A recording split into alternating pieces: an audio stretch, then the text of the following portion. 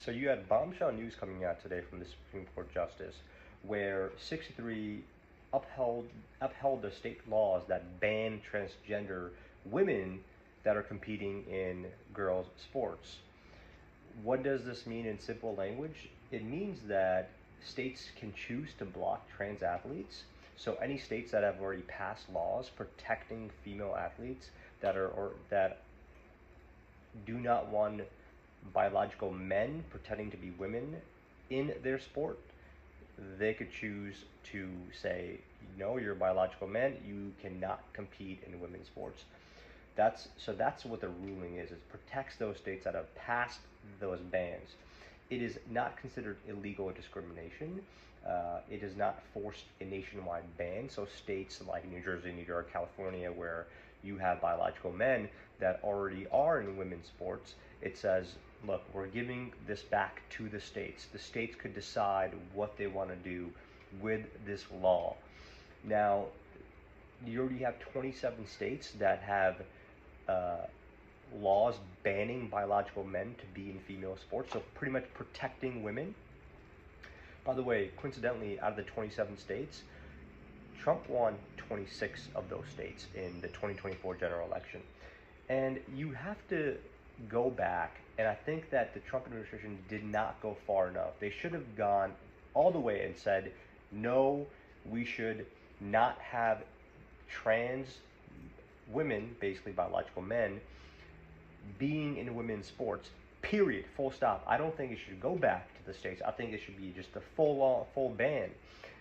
So I think they didn't go far enough on this particular issue, because people that are common sense in the state of California, the state of New Jersey, New Hampshire, Texas.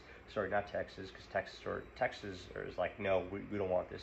But what I'm getting at is people, common sense people in blue states that do not want this, which is majority of them, are not going to be able to get what they want, because you have bureaucrats in these states that are going to pass laws that are going to protect crazy trans men.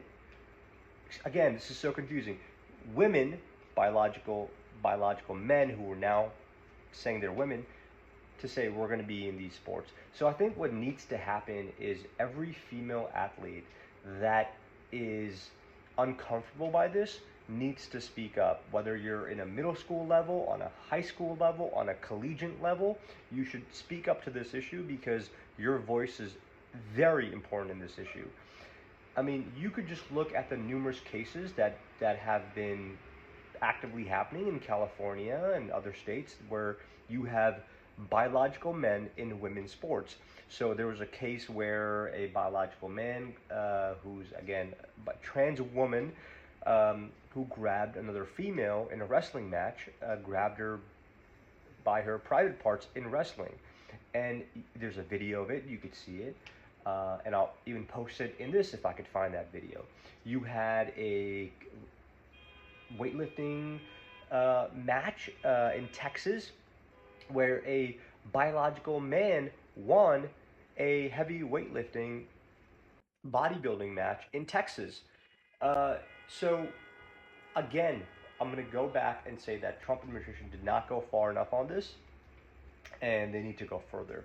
And of course, I want to give you guys a little bit of history on the judges, the Supreme Court justices that voted yes to ban, and the ones that said no. Maybe I should probably start with the liberal judges that voted no on this, to say no, we should not, we should protect trans women.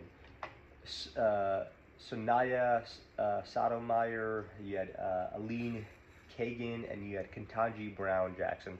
Ketanji Brown Jackson, again, a very progressive liberal judge that was appointed by Obama. If you ask her what is a woman, she can't even tell you what a woman is. Can you provide a definition for the word woman? Can I provide a definition? No, Yeah. I can't. This is a Supreme Court justice that can't tell you what a woman is. And here you have her making these very important decisions.